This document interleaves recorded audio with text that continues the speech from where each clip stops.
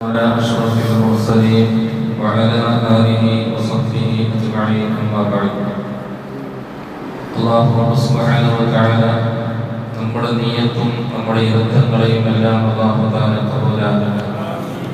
നമ്മിൽ നിന്ന് മരിച്ചുപോയ എല്ലാവരുടെയും കബറും സ്വർഗ്ഗീയ അലാമത്തിൽ അനുഗ്രഹിക്കട്ടെ. അല്ലാഹു പ്രിയമുള്ള മുഅ്മിനീൻ, അല്ലാഹുവിന്റെ അടിമകളായ നമ്മെ സംബന്ധിച്ചിടത്തോളം നമ്മുടെ ജീവിതത്തിൽ ഒരുപാട് പരീക്ഷണങ്ങളും ഒരുപാട് പ്രയാസങ്ങളും നേരിടേണ്ടി വരും. ഒരു മുഅ്മിനിനെ സംബന്ധിച്ചിടത്തോളം ജീവിതത്തിൽ ഉടനീളം പരീക്ഷണമായി അല്ലാഹുവിന്റെ പരീക്ഷണത്തിൽ ഏറ്റവും വിധേയരായ ആളുകളുടെ കൂട്ടത്തിലാണ് സയ്യിദുനാ റസൂലുള്ളാഹി സ്വല്ലല്ലാഹു അലൈഹി വസല്ലം തങ്ങൾ. പിന്നീട് അമ്പിയാക്കളും പിന്നീട് താബീങ്ങളും തബഉ താബീങ്ങളും തുടർന്നുള്ള ആളുകളാണ് ഏറ്റവും കൂടുതൽ പരീക്ഷണം നേരിടേണ്ടി വന്നത്. അല്ലാഹുവിന്റെ എല്ലാ പരീക്ഷണങ്ങളിലും ക്ഷമിക്കുക എന്നുള്ളത് ഒരു മുഅ്മിനിന്റെ ബാധ്യതയാണ്. മുഅ്മിനിനെ സംബന്ധിച്ചിടത്തോളം ക്ഷമ എന്നുള്ളത് ജീവിതത്തിൽ അത്യാവശ്യമുള്ളതാണ്. ബഹുമാനപ്പെട്ട പ്രവാചകനായ അയ്യൂബ് നബി അലൈഹിസ്സലാം തന്റെ ജീവിതത്തിൽ ഒരുപാട് പ്രയാസങ്ങളും പരീക്ഷണങ്ങളും നേരിടേണ്ടി വന്ന മഹാനാണ് അയ്യൂബ് നബി അലൈഹിസ്സലാം. തന്റെ സമ്പത്തുകൾ, തന്റെ മക്കൾ, തന്റെ കുടുംബാംഗങ്ങൾ, തന്റെ കൃഷികൾ, അതുപോലെ എല്ലാം ബഹുമാനപ്പെട്ട അയ്യൂബ് നബി അലൈഹിസ്സലാം നഷ്ടപ്പെട്ടപ്പോഴും അയ്യൂബ് നബി അലൈഹിസ്സലാം അങ്ങേയറ്റത്തിന്റെ ക്ഷമയാണ് സ്വീകരിച്ചത്. വലനബലുവന്നകും മിനൽ ഖൗഫി വൽ ജൂഅ് വനഖ്സിൻ മിനൽ അംവാലി വൽ അൻഫുസി വസ്സമറാത്ത് വബശ്ശിരിസ് സ്വാബിരീൻ. പ്രിയമുള്ള സഹോദരങ്ങളെ, അല്ലാഹു സുബ്ഹാനഹു വ തആല പേടികൊണ്ടും വിശപ്പ് കൊണ്ടും അതുപോലെ തന്നെ കൃഷികൾ നശിപ്പിച്ചുകൊണ്ടുമെല്ലാം അല്ലാഹു സുബ്ഹാനഹു വ തആല നിങ്ങളെ പരീക്ഷണം നടത്തുക തന്നെ ചെയ്യും. ഇതെല്ലാം നഷ്ടപ്പെട്ട ഒരാളാണ് ബഹുമാനപ്പെട്ട അയ്യൂബ് നബി അലൈഹിസ്സലാം. അയ്യൂബ് നബി അലൈഹിസ്സലാമിനെ പഠിപ്പിക്കാൻ വേണ്ടി ധാരാളം പ്രാവശ്യം ശൈത്താൻ പരിശ്രമിച്ചെങ്കിലും അയ്യൂബ് നബി അലൈഹിസ്സലാമിനെ കീഴ്പ്പെടുത്താൻ കഴിയാതെ വന്നപ്പോൾ അല്ലാഹുവിനോട് പറഞ്ഞു രോഗം കൊടുക്കാൻ വേണ്ടി. അത് കൊടുത്തിട്ട് പോലും അയ്യൂബ് നബി അലൈഹിസ്സലാം തളർന്നിട്ടില്ല. തൻ്റെ മക്കൾ നഷ്ടപ്പെട്ടപ്പോഴും ഭാര്യ ഒഴിവാക്കിപ്പോഴപ്പോഴും ബഹുമാനപ്പെട്ട അയ്യൂബ് നബി അലൈഹിസ്സലാം വല്ലാതെ ക്ഷമിച്ചു. അങ്ങനെ അവസാനം രോഗം ബഹുമാനപ്പെട്ട അയ്യൂബ് നബി അലൈഹിസ്സലാമിനെ ദിക്ർ ചെല്ലാതെ വന്നപ്പോൾ, നാവിന് പ്രയാസം നേരിടേണ്ടി വന്നപ്പോൾ ബഹുമാനപ്പെട്ട അയ്യൂബ് നബി അലൈഹിസ്സലാം ദുആ ചെയ്തു, റബ്ബി ഇന്നി മസ്സനിയ ളുർറു വ അൻത അർഹമർ റഹീമീൻ. അല്ലാഹുവേ, നിനക്ക് ദിക്ർ ചെല്ലുന്ന നാവിന് ചില പ്രയാസം നേരിടേണ്ടി വന്നിട്ടുണ്ട്.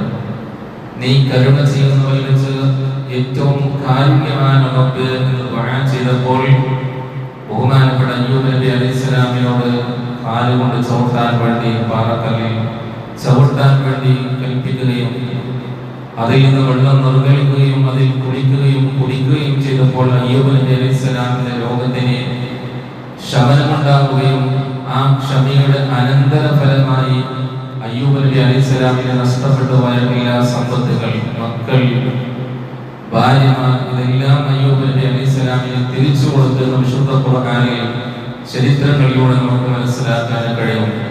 അപ്പൊ നമ്മുടെ ജീവിതത്തിന്റെ ഏതേത് ഘട്ടങ്ങളിലും നാം ക്ഷമിക്കുന്നവരാകണം. ക്ഷമാശീലർക്ക് സന്തോഷവാർത്ത അറിയിക്കുക എന്ന വിശുദ്ധ ഖുർആനിൽ അല്ലാഹു തആല പറയുന്നത്.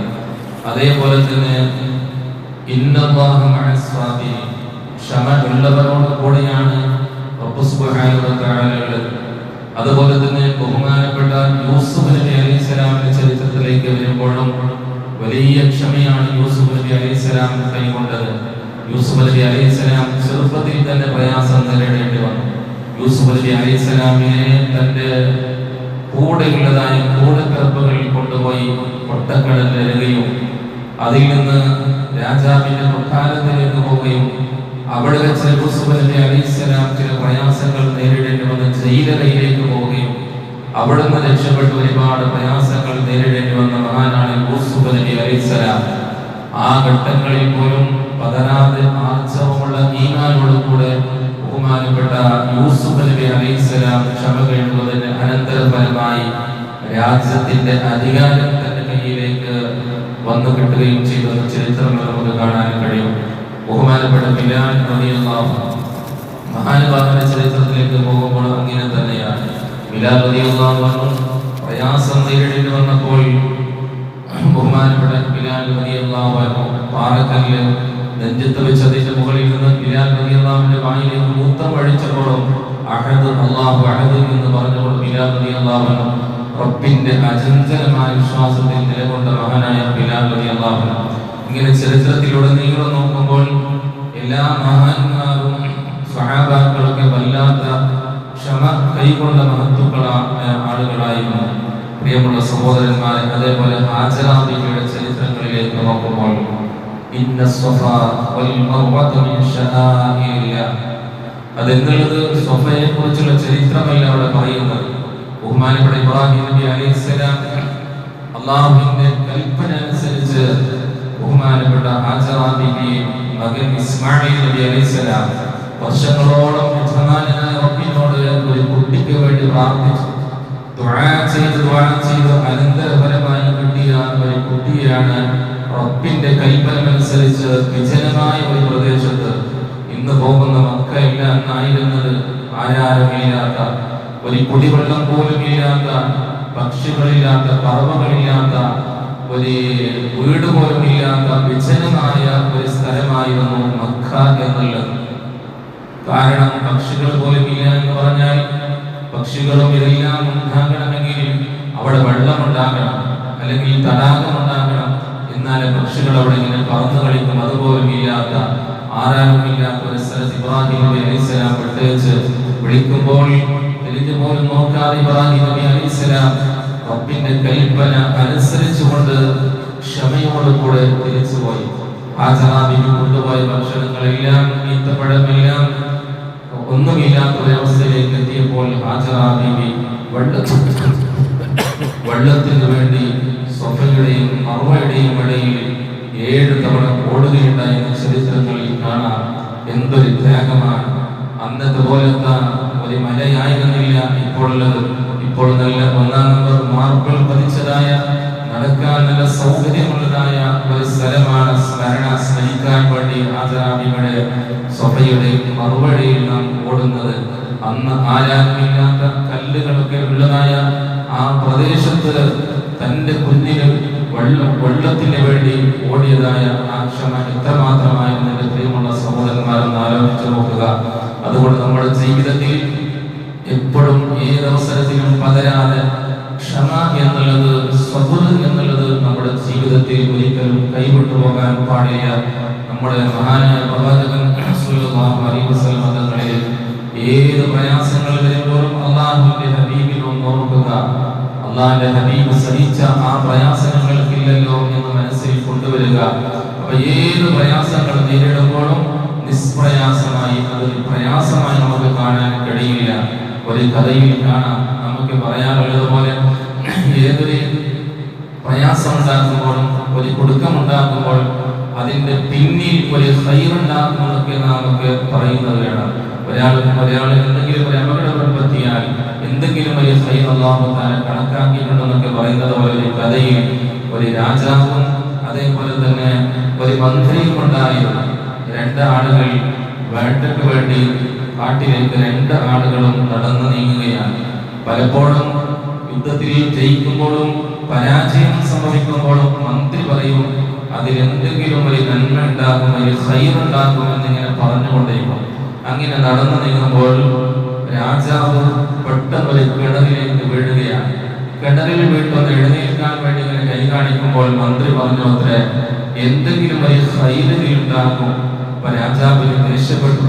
അങ്ങനെ കൈ കൊടുത്ത അദ്ദേഹം കിണറിൽ നിന്ന് മുകളിലേക്ക് എങ്ങനെയോ അദ്ദേഹം രാജാവ് മുകളിലേക്ക് എത്തിയപ്പോൾ മന്ത്രിയെ പിടിച്ച് വീണ്ടും ആ കിണറിലേക്ക് തള്ളിയിട്ട് പറഞ്ഞു, ഇപ്പൊ എങ്ങനെയുണ്ട് എന്ന് ചോദിച്ചപ്പോൾ അൽഹംദുലില്ലാ, സമാധാനമുണ്ട്, ഇതിൽ എന്തെങ്കിലും വലിയ ഖൈറുണ്ടെന്ന് പറഞ്ഞപ്പോൾ രാജാവ് പറഞ്ഞപ്പോൾ എന്തെങ്കിലും വലിയ ഖൈറുണ്ടാകുമെന്ന് പറഞ്ഞാൽ രാജാവ് നേരെ നടന്നു നീങ്ങി ഇയാളെ ആ കിണറിൽ എടുക്കാതെ കടന്നു പോകുമ്പോൾ ഒരു സമൂഹം ആളുകൾ വന്നുകൊണ്ട് രാജാവിനെ പിടിക്കുകയും ആ രാജാവിനെ പിടിച്ച് കൊണ്ടുപോയി ബലി കൊടുക്കാൻ വേണ്ടി നോക്കുമ്പോൾ അവിടുത്തെ യജമാൻ എന്ന് പറഞ്ഞു അത്രേ, ഇദ്ദേഹത്തിന്റെ അടുക്കൽ ഒരു ന്യൂനതയും ഇല്ലാത്ത, ഒരു കുഴപ്പവുമില്ലാത്ത, ഒരു അവയവങ്ങൾക്കും കേടുപാടില്ലാത്ത ആളാകണം ബലി കൊടുക്കണമെങ്കിൽ. അങ്ങനെ അദ്ദേഹത്തിന് ബന്ധിപ്പിച്ചു. ബലി കൊടുക്കുന്ന ദിവസത്തിന് മുമ്പ് അദ്ദേഹത്തിന്റെ ശരീരം മുഴുവൻ ഒന്ന് പരിശോധിച്ച് നോക്കുമ്പോൾ അദ്ദേഹത്തിന്റെ നടുവിൽ ഒരു ചതവുണ്ടായിരുന്നു. ആ കിണറിൽ വീണപ്പോൾ സംഭവിച്ചതാണ്. അങ്ങനെ ഇയാളുടെ അടുക്കൽ ഒരു ന്യൂനതയുണ്ട്, ഇയാൾ അറക്കാൻ പറ്റൂലെന്ന് വിട്ടയച്ചപ്പോൾ ഓടി വന്നുകൊണ്ട് ആ കിണറിന്റെ അരികിലേക്ക് അദ്ദേഹം നല്ല സന്തോഷത്തോടു കൂടെ ഓടി വന്നുകൊണ്ട് മന്ത്രിയോട് പറഞ്ഞു അത്ര, മന്ത്രി നീ പറഞ്ഞതിന്റെ പിന്നിൽ ഖൈറുണ്ട് എന്ന് പറഞ്ഞുകൊണ്ട് ആ മന്ത്രിയെ ആ കിണറിൽ നിന്ന് മുകളിലേക്ക് കയറ്റുക എന്ന് പറഞ്ഞു അത്രേ. മന്ത്രി പറഞ്ഞു അത്രേ, നിങ്ങൾ എന്നെ കിണറിൽ തള്ളിയിട്ടതിലും ഖൈറുണ്ട്, ഞാനെങ്ങാൻ നിങ്ങളുടെ കൂടെ ഉണ്ടാവുകയാണെങ്കിൽ നിങ്ങൾക്ക് പകരമായി എന്നെ അവർ ബലിയെടുക്കുമായിരുന്നു എന്ന ഒരു കഥയിൽ കാണാം. അതുപോലെ അല്ലാഹു തആല എന്തെങ്കിലും ഒരു പരീക്ഷണം തരുമ്പോൾ അതിന്റെ പിന്നിൽ ഒരു ഖൈർ, ഒരു നന്മ ഉണ്ടാകും. നബി സല്ലല്ലാഹു അലൈഹി വസല്ലം തങ്ങൾ പറഞ്ഞു, അജബൽ ലിഅംറിൽ മുഅ്മിനീൻ, മുഅ്മിനിന്റെ കാര്യത്തിൽ വല്ലാത്ത അത്ഭുതമാണ്. അവൻ എന്തെങ്കിലും പ്രയാസം ഉണ്ടാകുമ്പോൾ ആ മുഅ്മിൻ അവന് പ്രയാസമുണ്ടാകുമ്പോൾ, ബുദ്ധിമുട്ടുണ്ടാകുമ്പോൾ അവൻ ക്ഷമ കൈക്കൊള്ളുമെന്ന് സയ്യിദുനാ റസൂലുള്ളാഹി സ്വല്ലല്ലാഹു അലൈഹി വസല്ലം തങ്ങൾ പഠിപ്പിക്കുന്നു.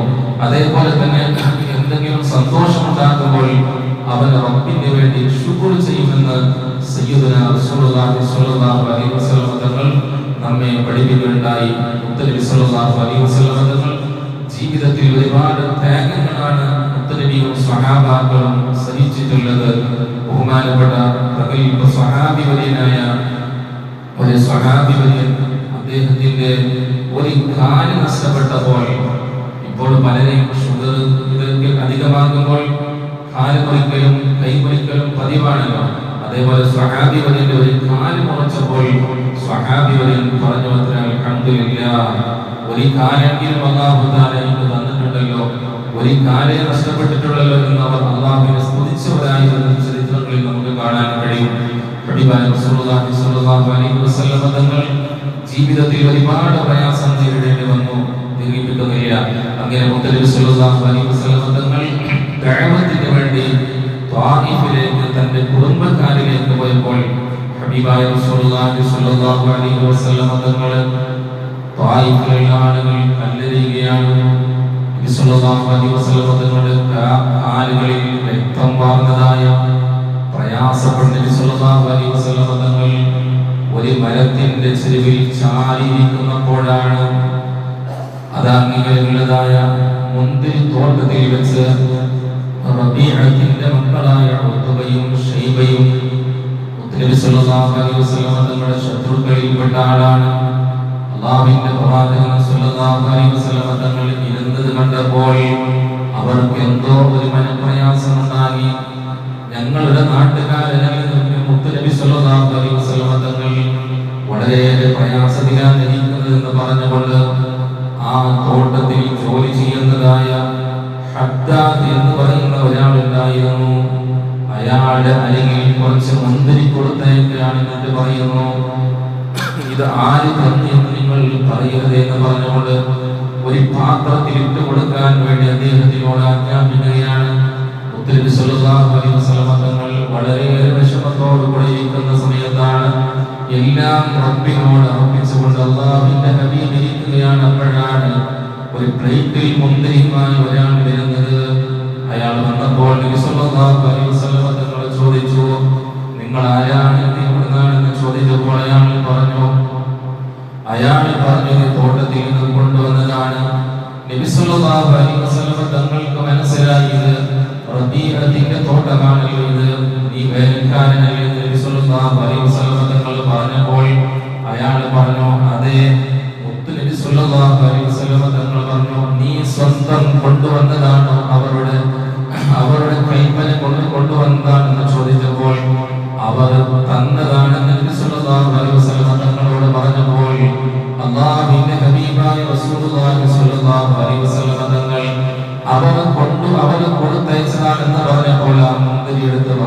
ഇടുകയാണ്. ഇടുന്ന സമയത്ത് അല്ലാഹുവിന്റെ ഹബീബ് പറഞ്ഞു ബിസ്മില്ലാഹിർ റഹ്മാനിർ റഹീം എന്നുള്ള ബിസ്മി കൊണ്ടാണ് നബി സല്ലല്ലാഹു അലൈഹി വസല്ലം തങ്ങൾ അത് കഴിക്കുന്നത്. ഇത് കേട്ടപ്പോൾ അയാൾക്ക് അത്ഭുതമായി. മാ ഹാദിഹിൽ കലിമ, ഇതെന്തൊരു വാക്കാണെന്ന് അയാൾ നബി സല്ലല്ലാഹു അലൈഹി വസല്ലം തങ്ങളോട് ആ ചെറുപ്പക്കാരൻ ചോദിക്കുകയാണ്. മുത്തനബി സല്ലല്ലാഹു അലൈഹി വസല്ലം തങ്ങൾ പറഞ്ഞു, എന്റെയും നിങ്ങളുടെയും റബ്ബായ റഹ്മാനായ റഹീമിന്റെ പേര് പറഞ്ഞുകൊണ്ടാണ് ഞാൻ ഇത് തിന്നതെന്ന് ചോദിച്ചപ്പോൾ അല്ലാഹുവിന്റെ പ്രവാചകൻ സല്ലല്ലാഹു അലൈഹി വസല്ലം തങ്ങൾ പറഞ്ഞപ്പോൾ അയാൾക്ക് അത്ഭുതമായി. അയാൾ നേരെ അല്ലാഹുവിന്റെ ഹബീബിന്റെ കാലിൽ വീഴുകയാണ്. മുത്തനബി സല്ലല്ലാഹു അലൈഹി വസല്ലം തങ്ങൾ ചോദിക്കുകയാണ്, അല അയ്യുദീനിൻ അന്ത, നീ ഏത് മതത്തിൽപ്പെട്ട ആളാണെന്ന് ചോദിച്ചപ്പോൾ ഞാൻ സ്വാലിഹാണെന്ന് അയാൾ പറയുന്നു. വീണ്ടും നബി സല്ലല്ലാഹു അലൈഹി വസല്ലം തങ്ങൾ ചോദിക്കുകയാണ്, മിൻ അയ്ന അന്ത, നീ എവിടുത്തെ കാര്യമാണ്, നിന്റെ നാട് എവിടെയാണ്? മിൻ അഹ്ലി നിനോവ, അയാൾ പറയുന്നു ഞാൻ യൂനുസ് നബി അലൈഹിസ്സലാം നിനോവക്കാരനാണെന്ന് പറഞ്ഞപ്പോൾ മഹാനായ പ്രവാചകൻ സല്ലല്ലാഹു അലൈഹി വസല്ലം തങ്ങൾ പറഞ്ഞു, യൂനുസ് ബുലമത, മഹാനായ യൂനുസ് നബി അലൈഹിസ്സലാമിന്റെ നാട്ടുകാരനാണെന്ന് ചോദിക്കുകയുണ്ടായി. ഇതെല്ലാം അദ്ദേഹം അങ്ങോട്ടും ഇങ്ങോട്ടും ചോദിക്കുമ്പോൾ അത്ഭുതപ്പെടുകയാണ്. നിങ്ങൾക്ക് എങ്ങനെ അറിയാം യൂനുസ് നബി അലൈഹിസ്സലാമിനെ? മുത്തനബി സല്ലല്ലാഹു അലൈഹി വസല്ലം തങ്ങൾ പറഞ്ഞു, ഞാൻ നബിയാണ്, പ്രവാചകനാണ്. എന്നെപ്പോലൊത്ത ഒരു പ്രവാചകനായിരുന്നു യൂനുസ് നബി അലൈഹിസ്സലാം. പ്രവാചകന്മാർക്ക് പരസ്പരം നബിമാരെ പ്രവാചകന്മാരെ അറിയാമെന്ന് ബഹുമാനപ്പെട്ട മുത്തനബി സല്ലല്ലാഹു അലൈഹി വസല്ലം തങ്ങൾ ഹദ്ദാദിനോട് പറയുകയുണ്ടായി. ഇത് കേട്ട് പിന്നീട് അയാൾ മടങ്ങിപ്പോയി. അപ്പോഴാണ് ബഹുമാനപ്പെട്ട പ്രവാചകൻ സല്ലല്ലാഹു അലൈഹി വസല്ലം തങ്ങളുടെ ഹദ്റത്തിലേക്ക് മലയെ കാക്കുന്നതായ മലക്കുകൾ വന്ന് ചോദിക്കുന്നത്, നബിയെ, എന്തൊരു പ്രയാസത്തിലാണ് ഇരിക്കുന്നത്? കല്ലെറിഞ്ഞ നബി സല്ലല്ലാഹു അലൈഹി വസല്ലം തങ്ങൾക്ക് ക്ഷീണിച്ചിരിക്കുകയാണ്. മുത്തനബി സല്ലല്ലാഹു അലൈഹി വസല്ലം തങ്ങൾ ഹബീബിനോട് ചോദിച്ചപ്പോൾ, നിങ്ങൾ ഒന്ന് സമ്മതം തരികയാണെങ്കിൽ ഈ ത്വായിഫിലുള്ളതായ മലകളെ, പർവ്വതങ്ങളെ അവരുടെ മുകളിൽ ഇട്ടുകൊണ്ട് അവരെ നശിപ്പിക്കാമെന്ന് പറഞ്ഞപ്പോൾ മുത്തനബി സല്ലല്ലാഹു അലൈഹി വസല്ലം തങ്ങൾ പറഞ്ഞത് നശിപ്പിക്കാൻ വേണ്ടിയല്ല, ഏതെങ്കിലും ഒരാൾ ഹിദായത്തിലേക്ക് വന്നാൽ, നേരായ മാർഗത്തിലേക്ക് വന്നാൽ അതല്ലേ നല്ലതെന്ന് ക്ഷമിക്കുകയാണ് മുത്തനബി സല്ലല്ലാഹു അലൈഹി വസല്ലം തങ്ങൾ ചെയ്തത്. എന്തൊരു ക്ഷമയാണ്! ഒന്നൊന്ന് സമ്മതം ഒളിയുന്നുവെങ്കിൽ ത്വായിഫുകാരെല്ലാം നശിച്ചു പോയനെ. അല്ലാഹുവിന്റെ ഹബീബ് ക്ഷമിച്ചു. അല്ലാഹുവിന്റെ ഹബീബിനെ കല്ലെറിഞ്ഞതിന്റെ പേരിൽ ഇന്നും ത്വായിഫുകാർ അവർ അനുഭവിച്ചു കൊണ്ടിരിക്കുകയാണ്. ജനിക്കുന്ന കുട്ടികളിൽ ഏതെങ്കിലും ഒരു കുട്ടി ഭ്രാന്തായി മാറുകയാണ്. ധാരാളം ഭ്രാന്തന്മാരുടെ തായ്ഫിലേക്ക് പോയാൽ ഒരുപാട് ഭ്രാന്തന്മാർ നമുക്ക് കാണാൻ കഴിയും. അല്ലാഹുവിന്റെ ഹബീബിനെ ബുദ്ധിമുട്ടിച്ചതിന്റെ പേരിലാണ്. അങ്ങനെ ഒരുപാട് പ്രയാസങ്ങൾ നേരിടേണ്ടി വന്ന മുത്തനബി സല്ലല്ലാഹു അലൈഹി വസല്ലം തങ്ങൾ ജീവിതത്തിൽ ബദറിന്റെ രണാങ്കണത്തിൽ പോലും യുദ്ധം കഴിഞ്ഞ് സ്വഹാബാക്കൾ സന്തോഷത്തോടുകൂടെ മടങ്ങുമ്പോൾ ബദർ യുദ്ധത്തിൽ വരാത്ത ആളായിരുന്നു ഉസ്മാൻ ബിൻ അഫ്ഫാൻ റളിയല്ലാഹു അൻഹു. ബദരീങ്ങളുടെ കൂട്ടത്തിൽ എണ്ണപ്പെട്ടിട്ടുണ്ടെങ്കിലും മുത്തനബി സല്ലല്ലാഹു അലൈഹി വസല്ലം തങ്ങളുടെ മകൾ സൈനബ റളിയല്ലാഹു അൻഹയെ രോഗിയായി ആ രോഗത്തിന് ശുശ്രൂഷിക്കാൻ വേണ്ടിയിട്ടാണ് ഉസ്മാൻ റളിയല്ലാഹു തആല നിയോഗിച്ചത്.